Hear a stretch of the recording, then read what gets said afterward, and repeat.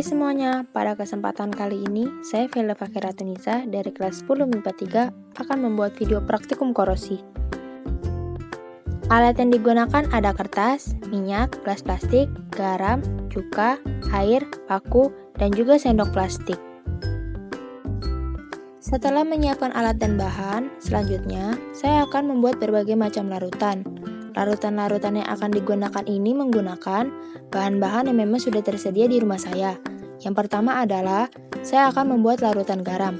Caranya adalah, saya memasukkan garam ke dalam gelas plastik, lalu akan ditambahkan dengan air secukupnya. Kemudian, diaduk menggunakan sendok, sampai garam-garam tersebut larut secara merata di dalam air.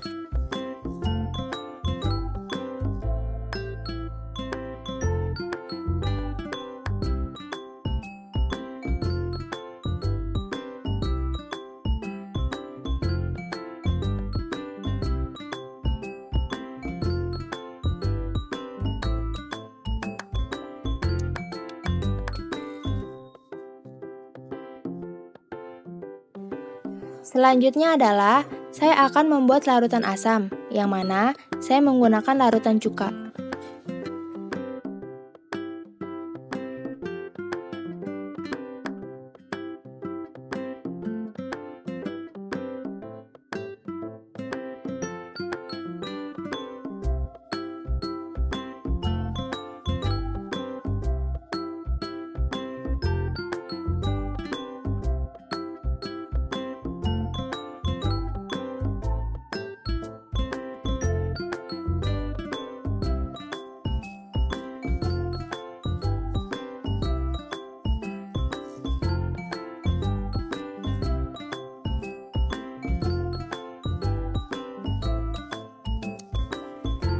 Air yang sebelumnya tadi tersisa, saya gunakan kembali sebagai salah satu bahan uji coba. Lalu saya menyiapkan gelas-gelas lain. Yang satunya gelas kosong, dan satunya lagi gelas berisi minyak.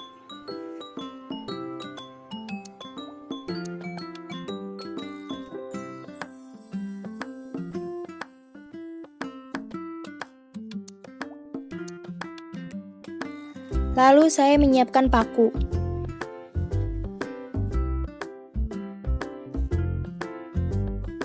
Selanjutnya, saya akan memasukkan satu paku ke dalam 5 gelas berbeda yang sebelumnya sudah disediakan.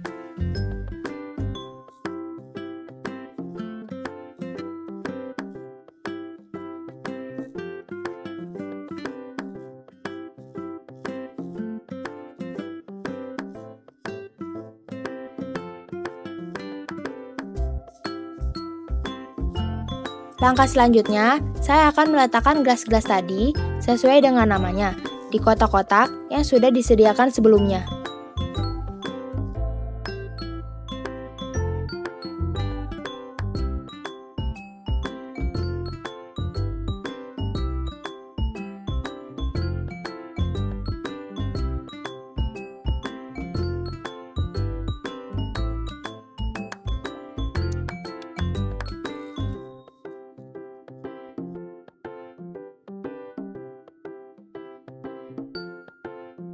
Selanjutnya adalah mengisi tabel pengamatan jumlah karat yang sudah dibuat sebelumnya dan diisi mulai dari hari pertama sampai hari kelima. Berikut ini adalah hasil pengamatan jumlah karat yang sudah saya dapatkan selama 5 hari. Pengamatan pada hari pertama, hari kedua, hari ketiga, hari keempat, dan hari kelima.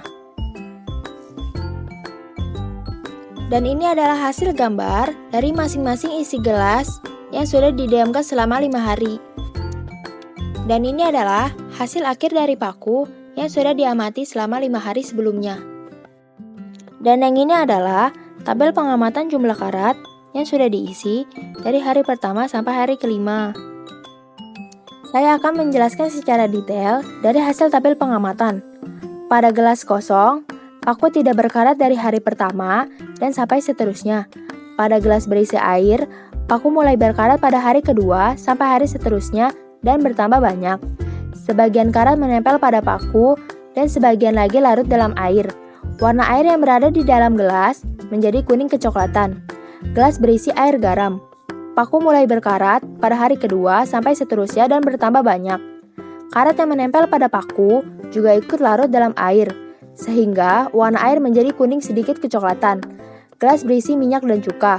Paku tidak berkarat sama sekali dari hari pertama sampai hari kelima.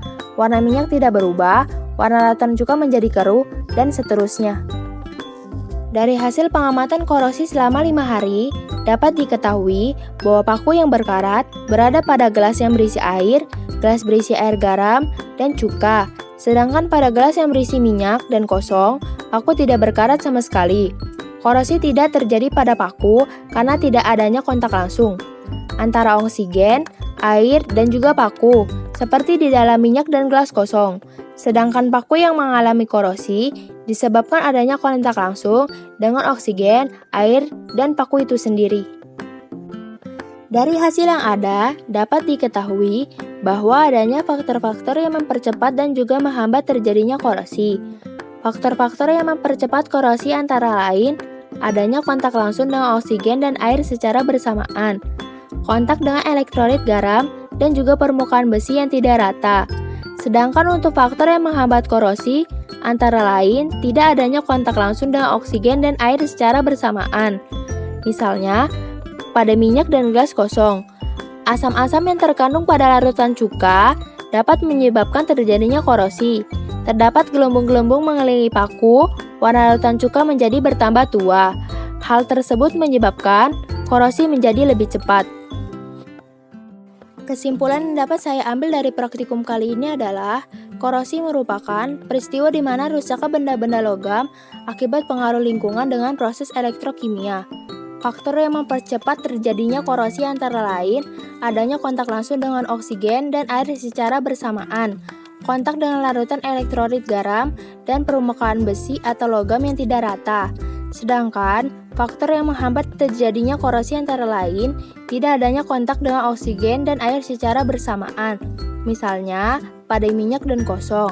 Adapun dari hasil praktikum ini, saya bisa mengetahui pencegahan korosi dapat dilakukan dengan menjauhkan logam dari kontak langsung dengan oksigen dan air, seperti dengan melapisinya dengan bahan yang tidak mudah berkarat atau bahan yang tidak dapat bereaksi dengan oksigen, sehingga logam dapat berada dalam keadaan bebas oksigen dan tidak mengalami korosi. Sekian dan terima kasih. Semoga penjelasan dari praktikum korosi kali ini bisa dipahami dan dapat bermanfaat bagi kita semua.